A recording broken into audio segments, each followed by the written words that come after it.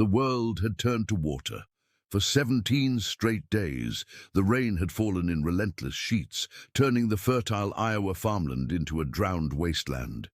My fields, what should have been acres of knee-high corn by now, were nothing but flooded graves for seeds that would never sprout. The gravel road leading to my farm had washed out in 3 places, leaving deep, hungry gullies that could swallow a truck whole if you weren't careful. I was in the barn when I first heard the bike's engine, not the familiar rumble of Tom Henderson's old Harley from the next farm over. This was something different, a high-pitched whine that cut through the constant drum of rain like a scalpel. I set down the milking pail, wiping my hands on my overalls as I stepped into the downpour. He sat astride the black sport bike like some nightmare version of the headless horseman, his matte black helmet reflecting no light.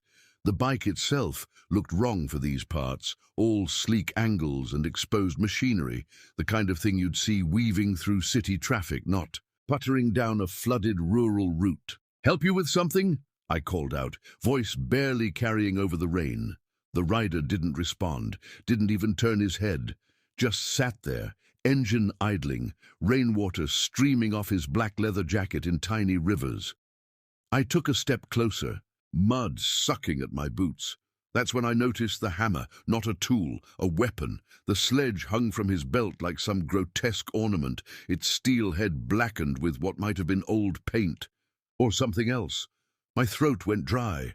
Then, without warning, he revved the engine hard enough to make me jump back, spun the bike around in a spray of mud and gravel, and disappeared down the road. I stood there long after the sound of his engine had faded, rain soaking through my clothes to my skin. That night the storm worsened. I lay in bed listening to the symphony of leaks in my roof, the steady plink, plink, plink into the coffee can in the hallway, the occasional wet splat as another drop found its way through the shingles. The whiskey bottle on my nightstand was nearly empty, but it had done little to calm my nerves. Then I heard it. Not the bike this time, just footsteps, slow, deliberate, squelching through the mud right outside my bedroom window. I froze, the hairs on my arms standing at attention. The old farmhouse had its share of nighttime noises, settling beams, scratching branches, the occasional possum on the porch. But this was different. This was the sound of something that walked on 2. Legs tap, tap, tap, fingertips on glass. My breath caught in my chest. The bedroom window was barely 3 feet from my bed, the ancient glass rattling slightly in its frame with each gentle impact. Then the scratching started. Not the random scrabbling of an animal. This was methodical. Long, slow drags of something. Sharp down the pane. Back and forth, back and forth. I reached under the bed, fingers closing around the cold steel of my grandfather's shotgun. The shells were already loaded. They always were. The scratching stopped. For one blessed moment there was only the rain, then a new sound, the creak of the porch steps as weight settled on them. The front door was locked, but the deadbolt was old, the wood around it soft from years of moisture. I moved. Bare feet hit the cold floorboards as I bolted for the kitchen, nearly tripping over a warped floorboard. The truck keys hung from their usual hook by the door. I grabbed them, hesitated, then yanked the door open. The rain hit me like a physical blow, icy needles stinging my face and arms. I didn't bother with shoes, just sprinted through the mud. Toward my pickup, the shotgun clutched in one white-knuckled hand. The engine roared to life on the first turn of the key. I jammed the gear shift into reverse, spinning the wheel hard as the truck's tires fought for purchase in the muck. Then I hit the high beams. And there he was, not at the door like I'd expected. Back at my bedroom window, the black helmet pressed. Against the glass, his body leaning forward at an unnatural angle, like a man trying to peer into a fishbowl. The hammer was in his hand now, dangling loosely at his side. As the light hit him, he turned slowly, deliberately, until that featureless visor was pointed directly at me. For one heart-stopping moment, I saw my own reflection in it, pale, wide-eyed, mouth open in a silent scream. Then he ran, not like a man, like something that had forgotten how to be human. His movements were all wrong, limbs jerking at odd angles as he loped across the flooded field behind the house, the hammer still clutched in one gloved hand. Within seconds, the darkness and rain had swallowed him whole. I sat there in the idling truck until dawn, shotgun across my lap, watching the rain erase his footprints from the mud. The sheriff showed up around 8, his cruiser kicking up rooster tails of muddy water as he pulled into the driveway. I told him everything.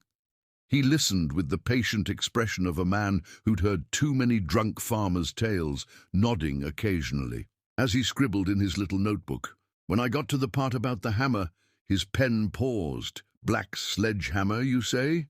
I nodded. Looked old. Head was all pitted and dark. Sheriff Dawson sighed, snapping his notebook shut. "I'll keep an eye out. But between you and me, Jim, it was probably just some kids messing around. You know how they get when school's out."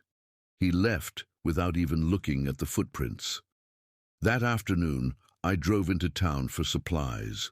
The hardware store was out of security lights. Sold out after the Thompson place got hit last week, as old man Peterson told me. But I got the last of the heavy-duty deadbolts and some plywood to board up the window. At the diner, over a cup of coffee that tasted like it had been brewing since the rain started, I asked around about the rider. Mike Callahan from the feed store leaned in close. "You're the third one this week," he said, voice low. "Jenkins over on County Line saw him Tuesday night. Said he was just standing in her soybean field at 3 a.m., not moving, just watching the house." "Anyone?" called the sheriff. Mike snorted. "What do you think? Dawson told her it was probably a scarecrow." I left town before dark, the new locks and a box of shells rattling on the passenger seat beside me. That night, I boarded up the bedroom window from the inside, the hammer blows echoing through the empty house. The shotgun leaned against a wall within easy reach. I left the truck keys on the nightstand. The rain kept falling. Somewhere out in the drowned fields, I knew he was waiting, watching. Because out here, luck runs out fast, and the rain never stops. Continued in reply due to length.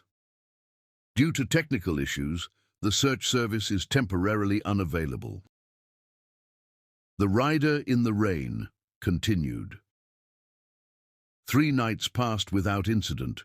The rain slackened to a steady drizzle, though the fields remained underwater. I kept the truck pointed toward the road, keys in the ignition. The shotgun never left my side. On the 4th night, the power went out for good. I was patching a leak in the kitchen ceiling, when the lights flickered once, twice, then died with a sigh. The refrigerator's hum cut off mid-cycle. In the sudden silence, I heard it, the distant whine of a high-revving engine, closer this time. I grabbed the shotgun and moved to the front window, peeling back the curtain just enough to see. The rain had turned my driveway into a shallow creek, water reflecting what little moonlight pierced the clouds. The bike came into view slowly, headlight off. The rider cut the engine 50 yards from the house and let momentum carry him forward, tires whispering through the mud. He stopped where the driveway met the porch steps. This time, he dismounted. I watched through the window as he reached behind the bike's seat and produced something long and slender. It took me a moment to recognize the shape. A gas can. The metallic glug of liquid pouring out carried clearly through the rain. My fingers tightened on the shotgun. He was going to burn me out, but then he did something unexpected. He set the can down carefully beside the bike and removed his helmet. I never saw his face. The angle was wrong, the light too poor. But the way his head moved, tilting side like a bird's, too quick, too sharp, sent ice water through my veins. He started toward the house, but not to the door. To the basement. I'd forgotten about the basement window. The old coal chute had been boarded over years ago, but the wood was rotten. I heard it splinter from the kitchen. Then silence. The house held its breath. Something thumped against the basement. Door, then again. On the third impact, the frame cracked. I raised the shotgun as the door burst inward.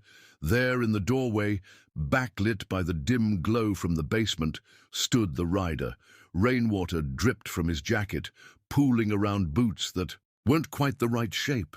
His head twitched in that unnatural way as he took a jerky step forward. That's when I saw the hammer wasn't blackened steel at all. It was rust, old flaking rust the color of dried blood. I fired. The blast was deafening in the enclosed space. The rider staggered back but didn't fall. He cocked his head, as if considering the smoking hole in his jacket, then took another step forward.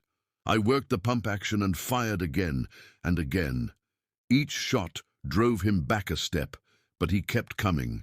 No blood, no cries of pain, just that awful, mechanical persistence. My back hit the kitchen counter. The rider raised his hammer. Then the world exploded in light and sound. The bike, the gas can, the spark must have come from somewhere, maybe the muzzle flash of my last shot. The concussion blew out every remaining window and sent us both flying. I came to with my ears ringing, smoke stinging my eyes. The kitchen was on fire. Through the flames, I saw the rider dragging himself toward the shattered front door, one leg bent at an impossible angle. I ran for the truck as the fire reached the propane tank in the kitchen. The explosion lit up, the night casting long shadows across the flooded fields. I watched from the end of the driveway as the old farmhouse burned, the rain doing little to slow the flames. When the sheriff came this time, he didn't bother with the notebook. We stood, together in the pre-dawn grey, watching the embers die. "You're lucky to be alive," he said at last. I spat into the mud. Luck's got nothing to do with it. Because I knew, as sure as I knew the rain would keep falling, that I hadn't killed him. Somewhere out there in the drowned fields, the rider was waiting, watching, and when the time was right, he'd come again, because out here luck runs out fast, and the rain never stops.